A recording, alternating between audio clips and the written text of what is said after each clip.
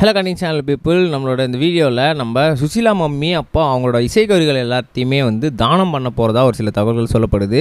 என்னப்பா சொல்கிற அப்படின்னா, அவங்களுக்கு வயசாகிட்டே போகுது. இதுக்கப்புறம் அவங்க இசை சம்மந்தப்பட்ட எந்த ஒரு விஷயத்துலையுமே ஈடுபட முடியாது. அது மட்டும் இல்லாமல் அவங்களுக்கு வயசாகிடுச்சு அப்படின்றதுனால அது எதுலேயுமே அவங்களால பண்ண முடியாது அப்படின்றது தான் ஊஜனமான ஒரு விஷயமும் கூட. ஸோ அப்படி இருக்கும்போது அவங்க அது எல்லாத்தையுமே பயன்படுத்தாமல் வீட்டிலே வச்சுருந்தது அது அதுக்கூட மரியாதையும் குறைந்து விடும். அது மட்டும் இல்லாமல் அது அவங்களுக்கு வேஸ்ட்டாக தான் இருக்க போகுது.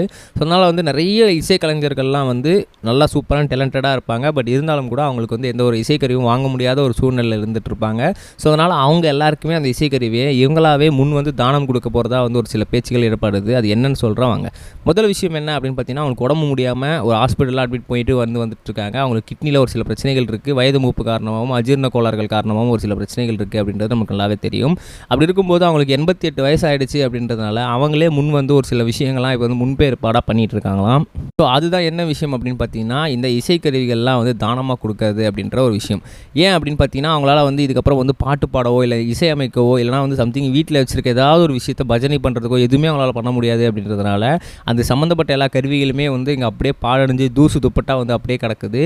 அதை யாராவது கொடுத்தாங்கன்னா இவங்க பேர் சொல்லி அந்த கருவி அவங்க வீட்டில் இருக்கும். அது யாருக்காவது பயன்படும், பிரோஜனமாக இருக்கும் அப்படின்றதுனால நிறைய பேருக்கு தானமாக கொடுக்கலாம். அது மட்டும் இல்லாமல் அது யார் என்னன்னு சொல்லி விசாரிக்கணும் அப்படின்ற மாதிரி அவங்க ரொம்பவே திருப்தியாக இருந்துட்டு இருக்காங்க.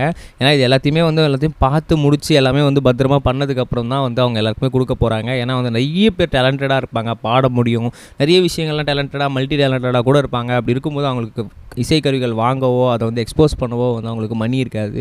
ஸோ அவங்களுக்காக இது ஹெல்ப்ஃபுல்லாக இருக்கும் அப்படின்றதுனால இது பண்ண போகிறதா அவங்க முடிவெடுத்திருக்காங்களாம். ஸோ இந்த விஷயம் நிறைய பாராட்டுகளை ஏற்படுத்திட்டு இருக்கு சோஷியல் மீடியாவில். கண்டிப்பாக இது உண்மையான தகவல் இருக்கும் பட்சத்தில் கண்டிப்பாக சுசிலா மேடமை யாருமே மறக்கவே மாட்டாங்க. இப்படி ஒரு ஹெல்ப் யாரும் பண்ணதே இல்லை அப்படின்னு சொல்லி. ஸோ இந்த விஷயங்கள் social media talk of the டவுனாக போயிட்டுருக்கு அப்படின்னு தான் சொல்லுவோம். ரெண்டாவது ஒரு முக்கியமான விஷயம் என்ன அப்படின்னு பார்த்தீங்கன்னா, நம்மளுடைய எஸ்ஜே சூர்யா அவர்கள் இப்போ ஷாருக் கானுக்கு வில்லனாக நடிக்கிறதுக்கு ஒரு வாய்ப்பு கொடுத்துருக்காங்களாம்.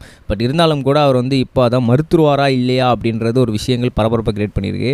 ஏன்னாப்பா ஷாருக் கானுக்கு வில்லனாக நடிக்கிற வாய்ப்புக்கு அவர் மறுத்துருவாரா, எப்படிப்பா மறுப்பார் அப்படின்னு கேட்டிங்கன்னா, அவர் எஸ்ஜே சூர்யா சார் என்ன சொல்லியிருக்காரு அப்படின்னு பார்த்தீங்கன்னா, இப்போ அதாவது கிங் அப்படின்ற ஒரு படத்துலேயே நடிக்கிறாரு அப்படின்றது நமக்கு நல்லாவே தெரியும். இந்த படத்தை சுஜாய் கோஷ் தான் எடுக்க போகிறாருன்றது நமக்கு தெரியும். இந்த படத்தில் எஸ்ஜே சூர்யா வில்லனா போடலாம் ஓகேன்னு சொல்லி படக்குழு டிசைட் பண்ணும்போது எஸ்ஜே சூர்யா என்ன சொல்லியிருக்காருன்னா, இல்லை நான் நிறைய பிஸி லைனப்பில் வச்சுட்ருக்கேன், என்னால் இந்த படத்தை ஏற்க முடியாது, சாரி அப்படின்ற மாதிரி சொல்லியிருக்காராம். படக்குழுவினர் ஃபோர்ஸ் பண்ணிட்டு தான் இருக்காங்க.